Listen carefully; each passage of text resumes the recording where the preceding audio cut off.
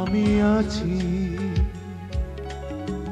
তবু আমি নেই, অসময়ের হাত ধরে আমি বেঁচে রই।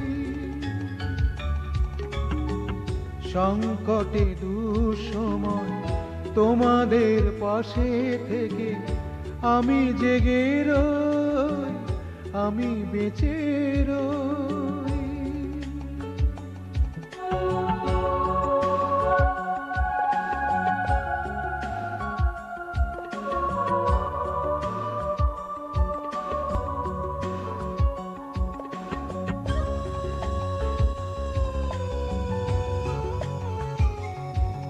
আমি আছি তবু আমি নেই, রহস্যের হাত ধরে জীবন পথে বই। তোমাদের দু চোখে আড়ালের সব কিছু আমি জেনে যাই, জেনে পাশে রই।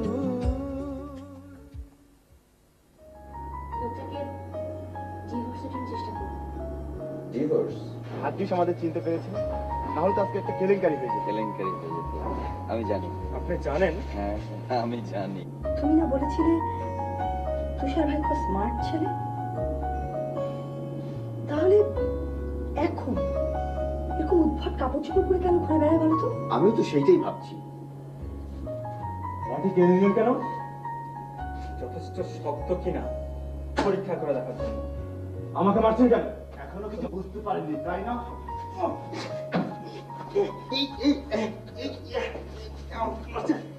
আমি খুশি কিনা জিজ্ঞেস করছেন? কোনোদিন ভাবিনি আমার জীবনে ডিভোর্সের মতো করে দুঃখজনক ঘটনা ঘটবে। তবু আমি খুব খুশি। আমার দেখে কি ভূত মনে হয় না? যত সব বাজে কথা, এইসবে খাওয়ার মতো। আপনার ওই প্রেমিক মাসুম, সে এই বাসায় এসেছিল যখন বাসায় বুয়া ছাড়া কেউ ছিল না। মিথ্যা কথা, একদম মিথ্যা কথা।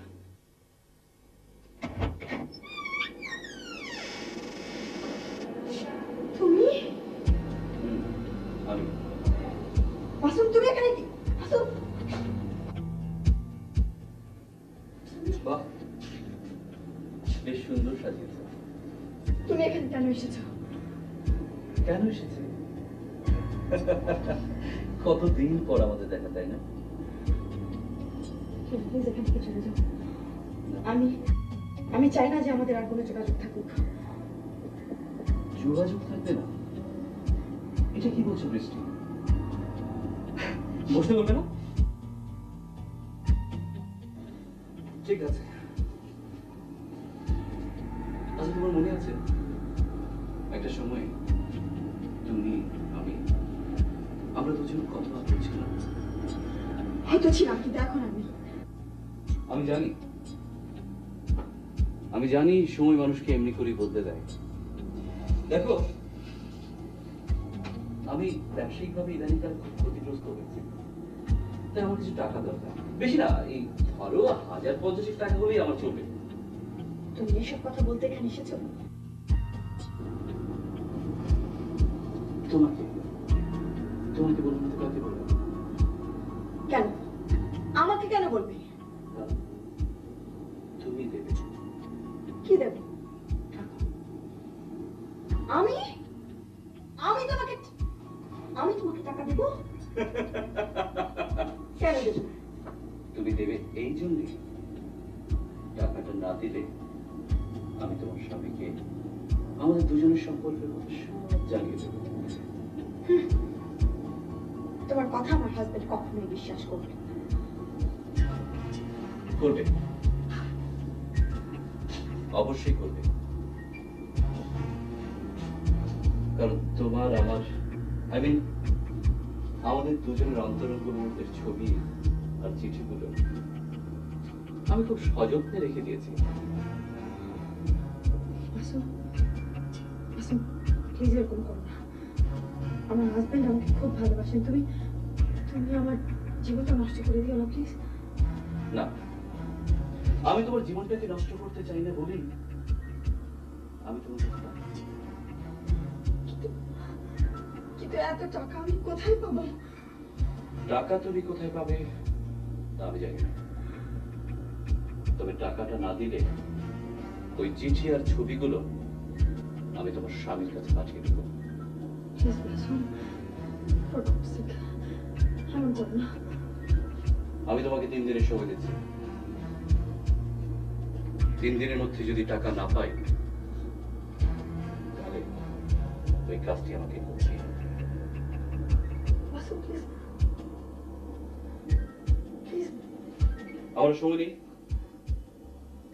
টাকাটা পৌঁছে দেওয়া পর্যন্ত আমি অপেক্ষা করবো। চলে। Basun, please. Basun, please.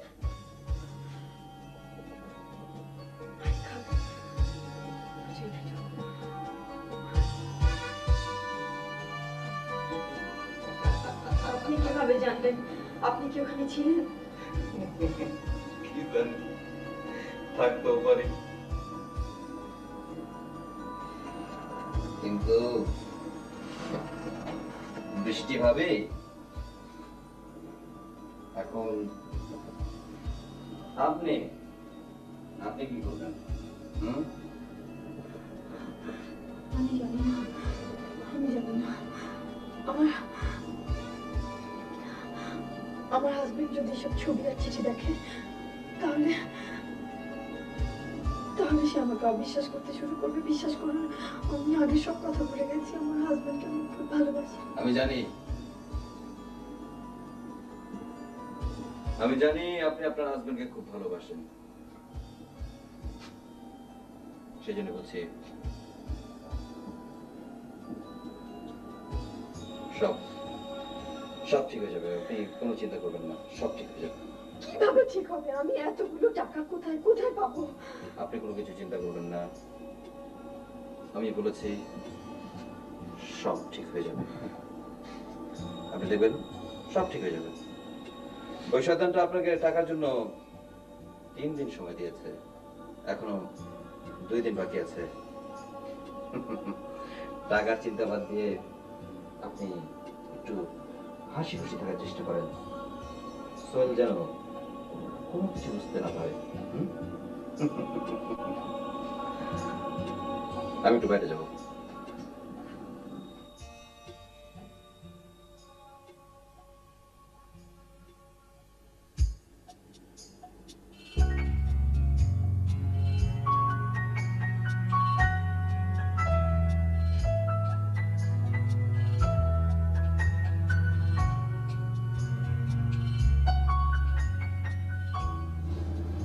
তুমি আসো।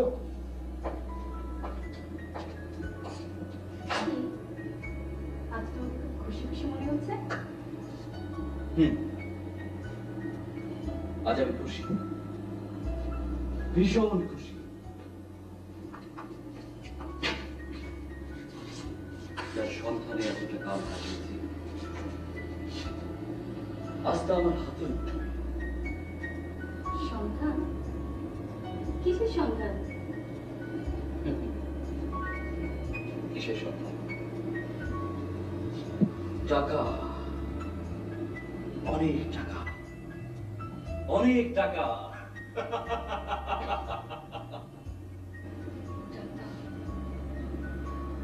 আচ্ছা, আমাদের সম্পর্কের পরিণতির কথা তুমি কি একটি বারের জন্য ভেবেছো? ও ওই একই কথা। শোনো, সব হবে, কিন্তু কবে? এদিকে বাসা থেকে চাপ দিচ্ছে, বিভিন্ন জায়গায় খোঁজ খবর নিচ্ছে। জানি, আমি সব আর মাত্র 3টি দিন,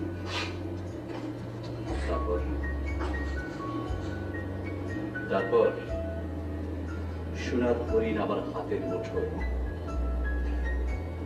টাকা,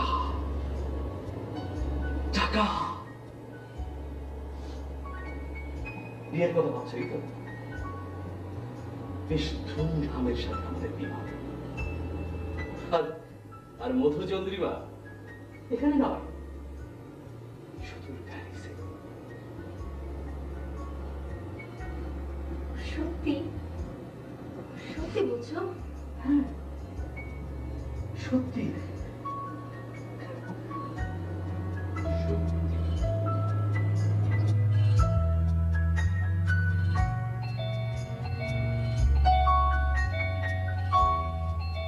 কে?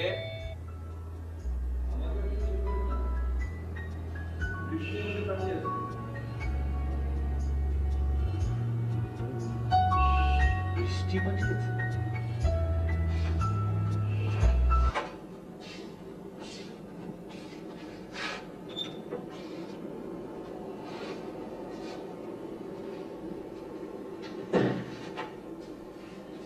বাহ,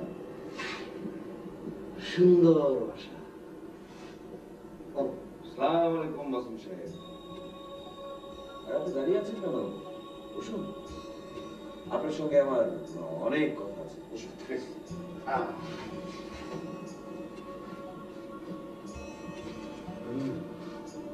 বৃষ্টি সত্যি আপনাকে পাঠিয়েছে? হ্যাঁ, বৃষ্টি সত্যি আমাকে পাঠিয়েছে। ও, কেন পাঠিয়েছে?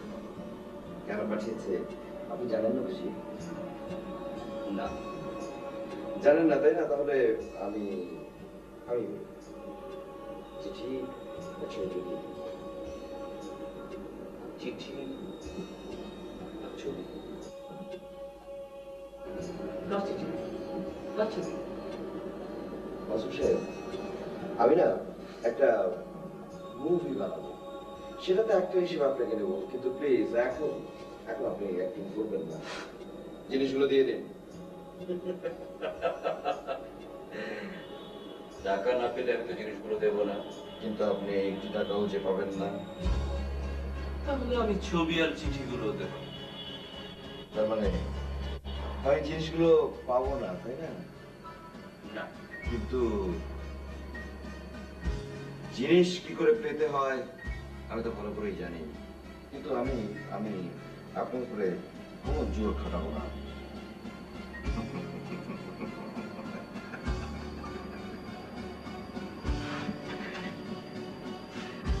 একদম জোর খাটাবো না।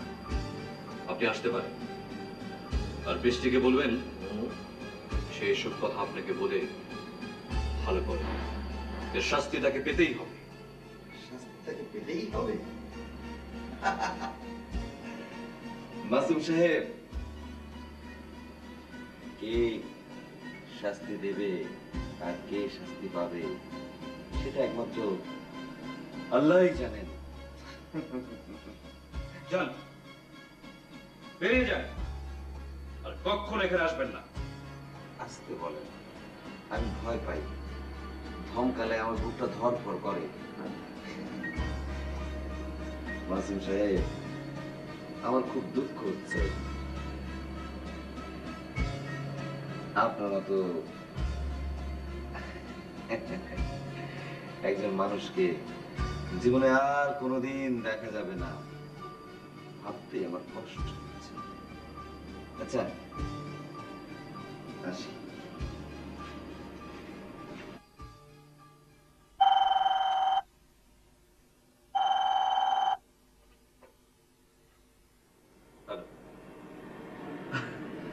হ্যাঁ, আমি আসছি। না না, কোনো চিন্তা করবেন না, রাত এমন কিছু হয়নি, টেনশন করবেন না প্লিজ। হ্যাঁ।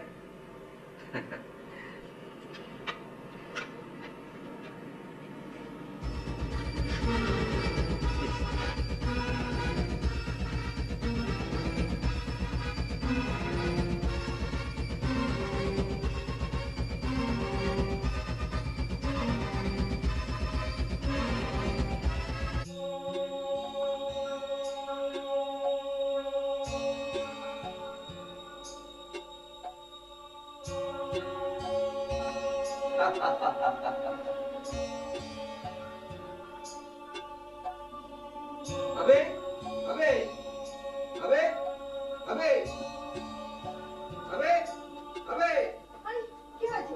আপনি চিৎকার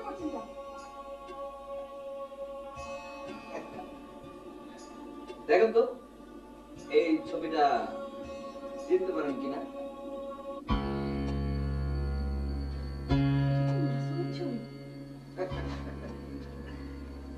এবার নিশ্চয় পরে ফেলো। গতকাল রাতে ব্যবসায়ী মাসুম আহমেদের মৃতদেহ তার উত্তরার বাসভবনে পাওয়া গেছে। মৃতদেহের নাক মুখ দিয়ে রক্ত বেরোনোর চিহ্ন ছিল। পুলিশ মৃত্যুর কারণ অনুমান করতে পারেনি। মৃত্যুর কারণ উদ্ঘাটন নিয়ে পুলিশের মৃতদেহের ময়না তদন্তের ব্যবস্থা করেছে। উল্লেখ্য, মৃত মাসুম আহমেদের নামে থানায় চোরা চালানের অভিযোগ। লোকটার কোনোদিন আমরা কোনো ক্ষতি করতে পারবে না।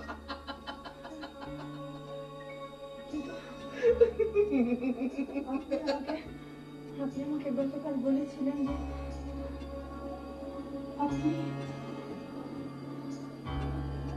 আপনি এমন করে দেখতেছেন যেন মনে হয় আমি তারে খুন করছি। আপনি বলেছিলেন কোনো অসুবিধা হবে না। হ্যাঁ বলেছিলাম, কোনো অসুবিধা হবে না, কোনো কিছু হবে না, হবে না। কি আমার কথা ঠিক হয়নি? কিন্তু আমার জন্য কেমন লাগছে? লাগুক কেমন? যান ঘুমান গিয়া যান, ঘুমান নিশ্চিন্তে।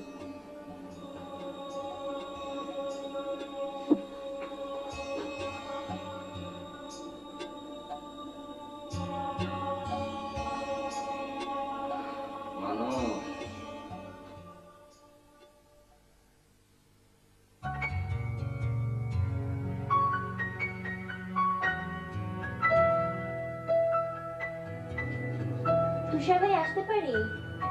আরে আসেন আসেন আসেন, বসেন। কি করছেন? ফুটবল খেলছি। বই পড়ছেন? দেখি তো বইটা।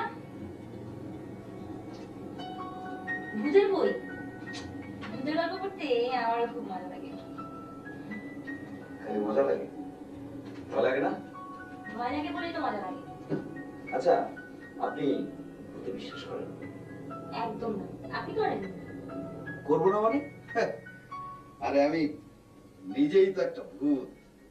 একজন অতৃপ্ত স্বপ্নবান মানুষের গল্প তুষার রহস্য।